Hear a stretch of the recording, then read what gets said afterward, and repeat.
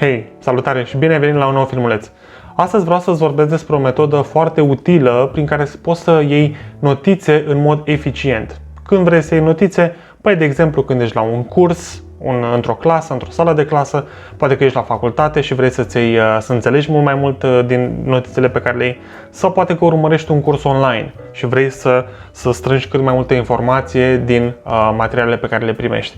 E bine, această metodă despre care vreau să vorbim în continuare este una foarte, foarte eficientă, care și-a dovedit eficacitatea de ani de zile. Așadar, haideți să vedem despre ce este vorba. În primul rând, tot ce ai nevoie este o foaie A4 pe care să o împarți astfel, ca în imaginea de aici. Vei trasa două linii orizontale și o linie verticală, astfel încât să obții 4 zone. În prima zonă, în partea de sus, cea notată aici cu 1, vei nota titlul. Titlul cărții, titlul cursului, titlul secțiunii la care ești acum sau, de ce nu, chiar și data cursului sau data când urmezi acel curs. În zona 2, vei nota notițe și idei principale. Practic, aceasta este zona unde vei aduna toată informația pe care o primești în acel moment. Fie că este vorba despre un curs într-o clasă, fie că este vorba despre un curs online pe care îl urmezi sau, de ce nu, poate că este chiar o ședință de la birou.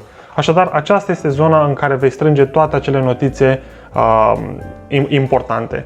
Câteva sfaturi: nu nota cuvânt cu cuvânt, sintetizează oarecum informația, pentru că dacă vei sta să notezi cuvânt cu cuvânt, interlocutorul nu va aștepta sau este destul de dificil să tot apeși pe pauză mereu. Așadar, sintetizează informația cât de cât, folosește prescurtări, așa cum am spus și aici, ca să notezi cât mai rapid și lasă spațiu între idei. Dacă simți că urmează o listare a unor elemente sau dacă urmează mai multe secțiuni în același curs, lasă spațiu între idei pentru ca ulterior să poți să revii, să mai adaugi sau să completezi cu lucruri pe care ți le aduci aminte. Zona a treia, partea din stânga, este zona cu cuvinte cheie. Ei bine, ce poți să notezi aici?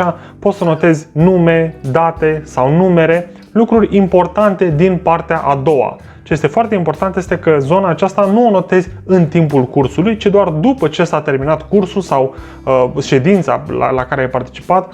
După îți vei evalua acele notițe și vei nota în partea din stânga aceste răspunsuri la întrebările pe care crezi că îți pot fi adresate cu referire la notițele din partea dreaptă. Asta este o metodă foarte, foarte bună ca să îți dai seama exact cât de mult ar trebui să scrii acolo sau cât de puțin sau cât de sintetizat.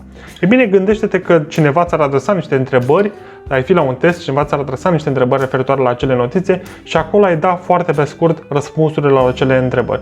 Pot fi date calendaristice, pot fi nume, pot fi anumite numere sau anumite iconițe pe care poate le poți desena, de ce nu. În partea de jos, în secțiunea cu numărul 4, aici este una dintre cele mai importante secțiuni a acestei metode. Zona în care vom nota un rezumat, practic o scurtă sumarizare a ideilor pe care le-am notat în zona 2 și în zona 3. O metodă foarte simplă ca să creezi acest rezumat este să faci un pas în spate, mental evident, și să te gândești ca și cum ai povesti un film unui prieten. Evaluează notițele, evaluează cuvintele cheie pe care le-ai notat și imaginează că este totul parte dintr-un film și explici acel film unui prieten. Este o metodă foarte simplă ca să sumarizezi foarte, foarte pe scurt ceea ce vrei să reții și poate ceea ce este cel mai important din cursul pe care tocmai l-ai urmat sau din ședința la care tocmai ai participat. Dar cel mai simplu și cel mai util ar fi să vedem un exemplu de cum să luăm astfel de notițe. Așadar, haideți să vedem un exemplu și apoi ne întoarcem.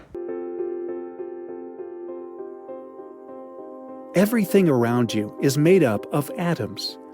From the grass that grows on the ground to the clouds in the sky, atoms are the building blocks of matter. Although atoms themselves are microscopic, they are made up of even smaller particles. The particles that make up an atom are called the subatomic particles. There are 3 subatomic particles that are very important to the way an atom behaves in nature and reacts to other atoms. These 3 particles are the proton, the electron, and the neutron.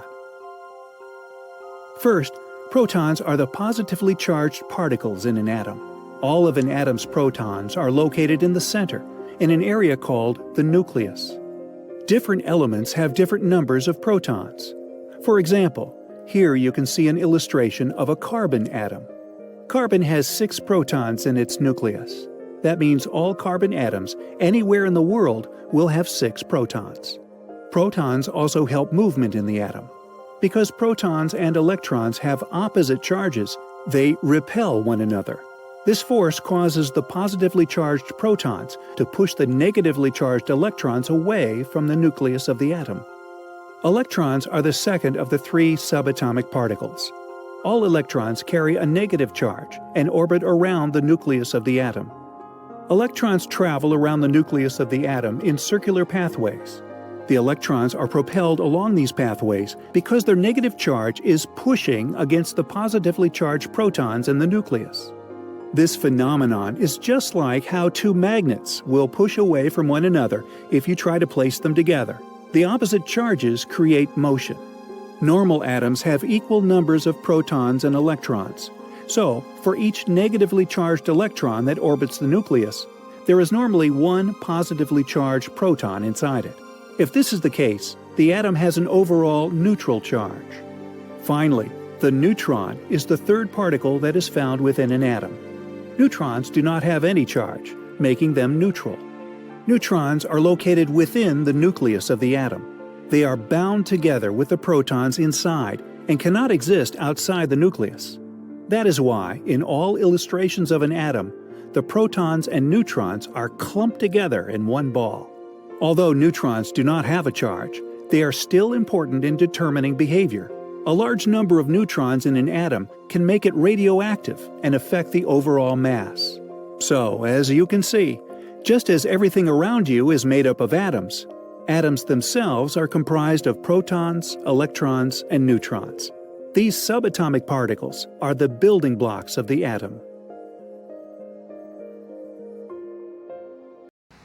După ce am notat conținutul pe care vrem să-l extragem din materialul pe care tocmai l-am urmărit, reevaluăm un pic notițele să vedem exact dacă mai există câteva lucruri pe care poate le putem adăuga sau dacă nu, ne mutăm direct în partea stângă unde începem să sintetizăm și să preluăm de acolo informațiile cheie, anumite date, anumite definiții, foarte pe scurt, care, încă o dată, așa cum spuneam și mai devreme, pot fi răspunsurile la anumite întrebări pe care le putem primi în urma unui test. Acestea pot fi de forma datelor, pot fi de forma semnelor, definiții foarte pe scurte, chiar anumite desene, orice crezi că te-ar ajuta să-ți aduci aminte de acele concepte din partea dreaptă. Mergând mai departe, în cea de-a 4-a zonă, vom reevalua notițele din zona a 2-a și cuvintele cheie din zona a 3-a, iar cu ajutorul acestora vom scrie foarte, foarte pe scurt un rezumat al acestor notițe.